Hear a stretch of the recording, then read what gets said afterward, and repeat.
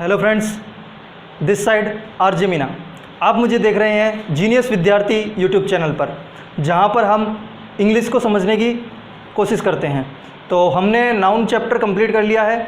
Noun में हमने पूरा नाउन कंप्लीट कर लिया है। वर्ब का एक पोर्शन नॉन फाइनाइट वर्ब को हम कंप्लीट कर चुके हैं। अगर आप चैनल पर नए हैं तो वीडियोस को इस चैनल पर जाकर के देख सकते हैं। चैनल सब्सक्राइब कर लीजिए, ठीक है। तो आज मैं लेकर के आया हूँ आपके लिए कॉमन एरर, नाउन की कॉमन एरर लेकर के आया हूँ, जो हमारे जिस भी एग्ज़ाम के अंदर हमें इंग्लिश पूछी जाती है उसके अंदर कहीं ना कहीं ये टॉपिक हमेशा हमें देखने को मिलता है कॉमन एरर के नाम से। और कॉमन एरर को हमें पहचानने के लिए उस टॉपिक का गहन अध्ययन हमें होना ज़रूरी है, उसकी जानकारी हमें होना ज़रूरी है। तो हम नाउन को पढ़ चुके हैं और इस वीडियो में जो मैं आपसे एरर डिस्कस कर रहा हूं उसके अंदर आपको नाउन के ही एरर देखने को मिलेंगे। उसके बाद में हम मिसलिनियस करने की कोशिश करेंगे, ठीक है। तो पहला क्वेश्चन आपके सामने है, one of the problem with you is that you do not come in time. ये क्वेश्चन हमारे सामने है और इस रूप में ही आपको एग्जाम में देखने को मिलेगा। ये पहला पोर्शन है जिसमें ऑप्शन ए दे रखा है, ये दूसरा पोर्शन है इसमें ऑप्शन बी दिया हुआ है, ये थर्ड पोर्शन है जिसके अंदर हमें ऑप्शन सी दिया हुआ है, और ये अपना फोर्थ पोर्शन है जिसके अंदर अपन को ऑप्शन डी दिया हुआ है। अगर इस सेंटेंस में कोई एरर नहीं है तो हमें ये वाला ऑप्शन टिक करना होता है नो एरर, ठीक है। आई होप आप समझ रहे होंगे। तो हमें सबसे पहले फाइंड करना है कि एरर किस पोर्शन में है, और हम स्टार्टिंग से देखते हुए चलेंगे उन्हीं सारी चीज़ों को जो मैंने आपको पिछले लेक्चर्स में बताई हैं। सब्जेक्ट और ऑब्जेक्ट को फाइंड करते हुए चलेंगे, और बस यही कुछ चीज़ें हैं जो हमें एरर फाइंड करने में मदद करेंगी। यहाँ पर मैं देखता हूँ one of the problem with you, ठीक है। चलिए, ये अपन को छोटा सा पोर्शन देखने को लग रहा है तो अब मैं इसको देख लेता हूँ। विद के साथ में एक प्रोनाउन लगा हुआ है, तो प्रोनाउन अपने आप में क्या होगा, विद का ऑब्जेक्ट बन जाएगा। इस पोर्शन में मुझे कोई एरर नज़र नहीं आ रहा है। यहाँ पर मैं देखने को गया तो with you is that you do not come in time. अच्छा, मैंने आपको बताया था कि जो अगर प्रीपोजिशन के साथ अगर कोई नाउन या प्रोनाउन लगा हुआ है तो फिर वो उस प्रीपोजिशन का ऑब्जेक्ट बन जाता है, जो कि मुझे स्टार्टिंग में देखने को मिला। ऑफ लगा हुआ है, ऑफ के बाद में द प्रॉब्लम लगा हुआ है। प्रॉब्लम क्या है, अपने आप में एक नाउन है। नाउन है कैसे पता चला, द आर्टिकल लगा हुआ है। अब जो ये पोर्शन है, ये जो नाउन है वो क्या हो जाएगा, इस प्रीपोजिशन का ऑब्जेक्ट बन जाएगा, ठीक है। तो ये अपने आप में सब्जेक्ट नहीं बन सकता क्योंकि ऑफ का ऑब्जेक्ट बन गया, ठीक है। अब ये विद आया, विद के साथ में यू लगा हुआ है, तो यू क्या हुआ, अपने आप में विद का ऑब्जेक्ट हो गया। ध्यान से, आपकी कंसंट्रेशन यहीं पर होना चाहिए बिल्कुल। अभी तक अब अपन को इस सेंटेंस का सब्जेक्ट देखने को नहीं मिला, समझ रहे हैं आप। सेंटेंस का सब्जेक्ट अभी हमें देखने को नहीं मिला। ये जो द प्रॉब्लम था, ऑफ का ऑब्जेक्ट बन गया, और ऑब्जेक्ट कभी भी सब्जेक्ट नहीं बन सकता। ऑब्जेक्ट कभी भी सब्जेक्ट नहीं बन सकता। यू था, वो भी विद का ऑब्जेक्ट बन गया। अब मुझे यहाँ पर देखने को मिला इज़, यानी कि मेरा वर्ब तो आ चुका है और यहाँ पर लगा हुआ है वन, तो ये वन ही मेरा क्या हो जाएगा, अपने आप में सब्जेक्ट हो जाएगा। और इसी के अकॉर्डिंग जो ये वर्ब है ये लगी हुई है। वन अपने आप में क्या है, सिंगुलर सब्जेक्ट है। सिंगुलर सब्जेक्ट है तो इसके अकॉर्डिंग मुझे देखने को मिल रही है singular verb. Subject verb agreement में कोई दिक्कत नहीं है। सब्जेक्ट के साथ जो वर्ब का एग्रीमेंट होना चाहिए वो बिल्कुल हो रखा है। सिंगुलर सब्जेक्ट तो सिंगुलर वर्ब, ठीक है। अब यहाँ पर एक कंजंक्शन आया अपने आप में। कंजंक्शन क्या होता है, दो क्लोजेस को जोड़ने का काम करता है। दैट अपने आप में कंजंक्शन है। इसने कौन से दो क्लोजेस को जोड़ने की कोशिश करी, एक तो इधर वाला पोर्शन और एक इधर वाला portion. You do not come in time, इधर मुझे कोई दिक्कत देखने को नहीं मिल रही है क्योंकि नेगेटिव सेंटेंस है, यू के साथ में प्लूरल वर्ब का यूज़ किया हुआ है। अब मुझे दिक्कत कहाँ पर देखने को मिली कि यहाँ पर मेरे दोस्तों ये समझने की कोशिश करिए आप। इसने लिखा हुआ है वन ऑफ द प्रॉब्लम। ये जो स्ट्रक्चर होता है, ये किस चीज़ को डिसाइड करता है कि ये जितनी भी प्रॉब्लम्स थी उसके ग्रुप में से किसी एक प्रॉब्लम की बात कर रहा है। समझ रहे हैं आप मेरी बात को। ये जो जितने भी प्रॉब्लम्स का एक ग्रुप था उसमें से इसने एक प्रॉब्लम को बाहर निकाला और उस प्रॉब्लम की बात कर रहा है। हमें कैसे पता चला कि एक प्रॉब्लम की बात कर रहा है, वन ऑफ द प्रॉब्लम्स, जितनी भी आपके साथ प्रॉब्लम्स है उसमें से एक प्रॉब्लम की बात कर रहा है, सिंगल प्रॉब्लम की बात कर रहा है। अब इसमें से किसी ग्रुप में से इसने बाहर एक प्रॉब्लम को निकाला है, तो अगर किसी ग्रुप में से बाहर एक प्रॉब्लम को निकाला जा रहा है तो उस ग्रुप के अंदर बहुत सारी प्रॉब्लम्स होंगी, ज़्यादा प्रॉब्लम्स होंगी, तो उस नाउन को हमें प्लूरल फॉर्म में देना होगा, प्लूरल फॉर्म में देना होगा। जिस तरीके से मैंने आपके सामने एक और सेंटेंस लिखने की कोशिश की, वन ऑफ माई फ्रेंड्स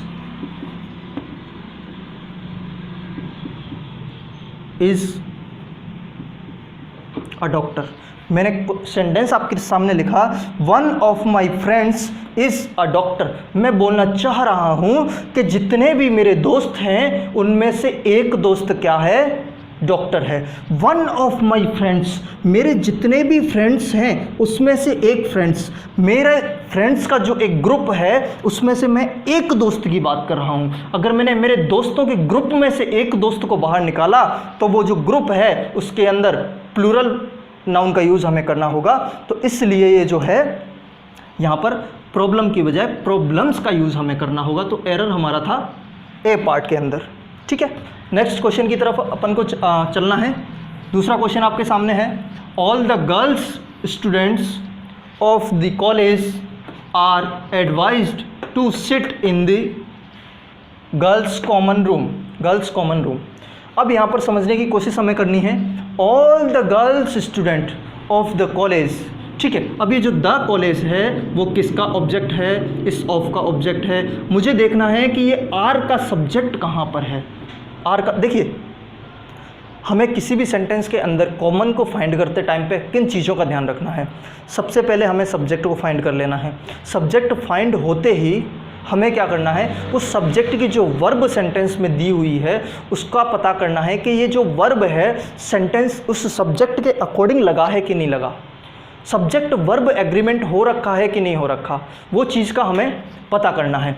ठीक है, तो सबसे पहले हमें सब्जेक्ट फाइंड करना है। ये तो ऑब्जेक्ट हो गया द कॉलेज, ये अपना सब्जेक्ट नहीं बन सकता। आर जो लगा हुआ है वर्ब, इसका सब्जेक्ट हमारा क्या होगा, all the girls student. All the girls student ये अपने आप में क्या हो जाएगा, सब्जेक्ट हो जाएगा। अब इसने बोला आर एडवाइज्ड, सेंटेंस पैसिव में है। आर एडवाइज्ड, क्या एडवाइज किया, हमने पिछले ही लेक्चर्स में नॉन फाइनाइट वर्ब को समझने की कोशिश करी है। ये एडवाइज्ड, क्या एडवाइज क्या है, वर्ब है, और वर्ब ने का ऑब्जेक्ट कौन बन रहा है, एक इन्फिनेटिव यहाँ पर वर्ब का ऑब्जेक्ट बन रहा है, to sit in the girls common room.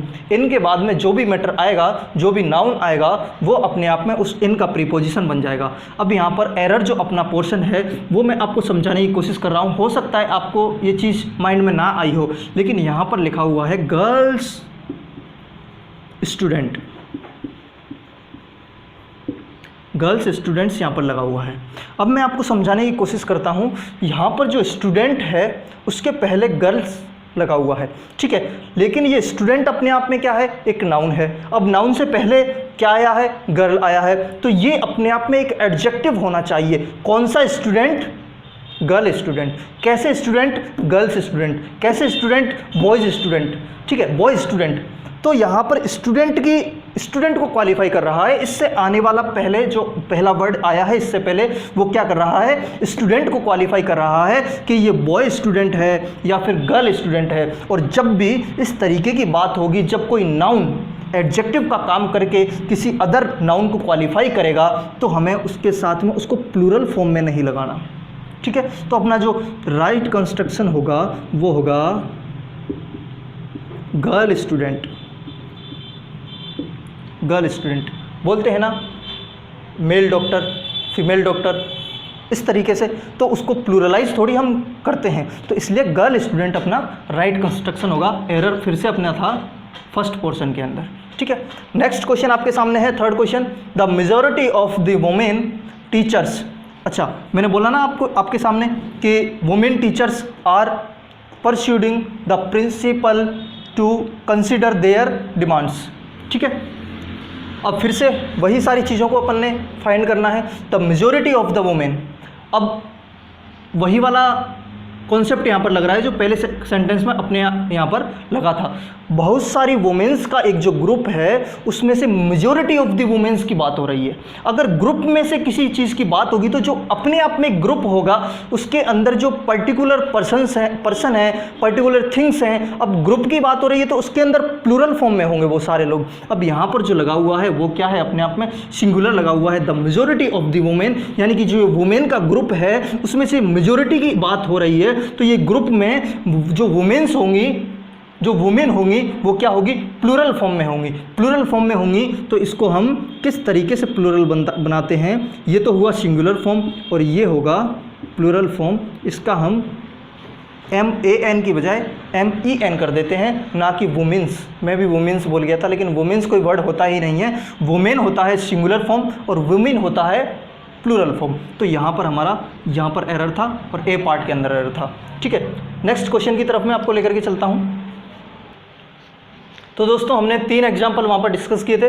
Fourth question आपके सामने है, he gave me 2 important informations I had been waiting for the previous 2 months। अब मैंने यहाँ पर आपके सामने स्लेस नहीं लगाया है ना। आप समझ गए होंगे कि यहाँ पर स्लेस लगे हुए होते हैं और हमें एरर फाइंड करना होता है। मैंने स्लेस नहीं लगाया है, आपको जनरली फाइंड करना है। ही गेव मी, यहाँ तक कोई दिक्कत नहीं है। उसने मुझे दिया 2 important informations, 2 महत्वपूर्ण जानकारियाँ। I had been waiting for the previous 2 months, जिसके बारे में मैं पिछले 2 महीनों से वेट कर रहा था। ठीक है, अब सेंटेंस के अंदर I had been waiting for the previous 2 months, इधर मुझे कोई एरर देखने को नहीं मिल रहा है, क्योंकि अगर लेंथ ऑफ टाइम है तो फॉर का यूज़ होता है, अगर पॉइंट ऑफ टाइम होता है तो उसके लिए हम सिंस का यूज़ करते हैं। तो ये यहाँ से आगे वाला पोर्शन जो है बिल्कुल करेक्ट है। लेकिन मुझे देखने को मिल रहा है नाउन, ये जो नाउन है इन्फॉर्मेशन अपने आप में क्या है मेरे दोस्त, इन्फॉर्मेशन एक अनकाउंटेबल नाउन है। इन्फॉर्मेशन क्या है, अपने आप में एक अनकाउंटेबल नाउन है। अब जब अनकाउंटेबल नाउन है तो अब आप अनकाउंटेबल नाउन को काउंट नहीं कर सकते तो उसको आप प्लूरल नहीं बना सकते। काउंट नहीं कर सकते तो आप उसके साथ एस का यूज़ कैसे कर सकते हो, आप उसको प्लूरल नहीं बना सकते। वो जिस फॉर्म में है उसी फॉर्म में रहेगा, सिंगुलर फॉर्म में। अनकाउंटेबल है तो ये इन्फॉर्मेशन का कभी भी इन्फॉर्मेशंस नहीं होता, फर्नीचर का कभी भी फर्नीचर्स नहीं होता। ठीक है, तो ये इन्फॉर्मेशन का इन्फॉर्मेशन नहीं होता है। लेकिन अगर इसको प्लूरल बनाना है, अगर आपको क्या करना है, प्लूरल बनाना है, तो आप इसको क्या कर सकते हो, आप इसको बोल सकते हो piece of information. Piece of information आप इसको बोल सकते हो। पीस ऑफ इंफॉर्मेशन आप इसको बोलोगे तो ये क्या हो जाएगा, अपने आप में प्लूरल हो जाएगा, प्लूरल हो जाएगा।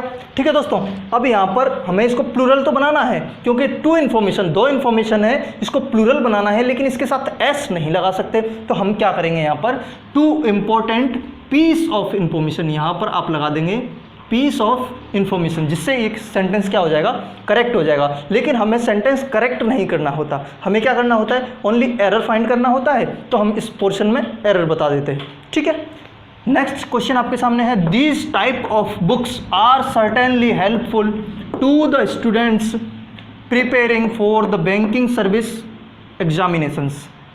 ठीक है, अब हमें क्या करना है, सबसे पहले सब्जेक्ट फाइंड करना है। सब्जेक्ट फाइंड करेंगे, नाउन्स पे फोकस करो। नाउन क्या है, बुक है। बुक से पहले प्रीपोजिशन लगा हुआ है तो बुक अपने आप में ऑब्जेक्ट बन गया, प्रीपोजिशन का सब्जेक्ट नहीं बन सकता। ठीक है, आगे सर्टेनली अपने आप में क्या है, एडवर्ब है। ये मैं आपको डिस्कस करता हूँ। यहाँ पर लगा हुआ है दीज अपने आप में एडजेक्टिव है। दीज क्या है, एडजेक्टिव है। एडजेक्टिव क्यों है, क्योंकि ये नाउन से पहले लगता है। These books, those computers, this book, that book, this shirt, that shirt, ये अपने आप में नाउन से पहले लगते हैं। और जो नाउन से पहले लगता है वो क्या करता है, नाउन को क्वालिफाई करता है। अगर नाउन को क्वालिफाई करता है तो वो अपने आप में क्या कहलाता है, एडजेक्टिव कहलाता है। तो दीज अपने आप में क्या है मेरे दोस्त, ये एडजेक्टिव है। अब एडजेक्टिव है तो ये नाउन होना चाहिए, नाउन होना चाहिए। अब चूंकि दीज क्या है, अपने आप में प्लूरल एडजेक्टिव है। क्या है, ये प्लूरल को डिनोट करता है, क्योंकि इसका जो सिंगुलर फॉर्म होता है वो क्या होता है, दिस होता है।